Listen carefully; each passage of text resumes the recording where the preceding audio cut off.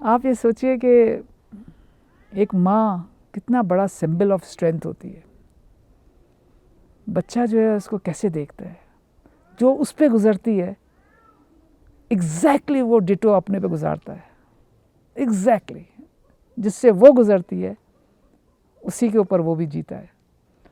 اگر وہ ماں سہمی ہوئی، ڈرپوک، مری ہوئی، لوگوں کی باتیں سن کے چپ ہو جائے، ڈر جائے، تو اس کو دیکھ کے اس کا بچہ بھی ایسے ہی ہو جاتا ہے.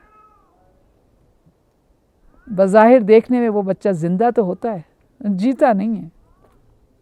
جیتا نہیں ہے کیونکہ وہ خوف اور ڈر اس کو جینے نہیں دیتا.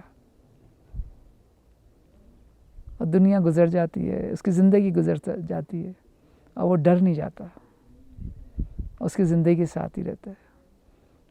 جب ماں ڈری ہوئی ہو اور ماں کہیں ڈر جائے اور ماں کو ڈرا ہوا بچہ دیکھ لے تو وہ بچہ دائمی طور سے ڈر جاتا ہے.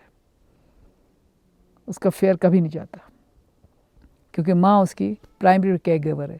ماں جو ہے اس کی پہلی سنبھالنے والی ہے، کیونکہ وہ جس وقت دودھ بھی پی رہا ہوتا ہے تو ایک آنکھوں سے ماں کو ایسے دیکھ رہا ہوتا ہے.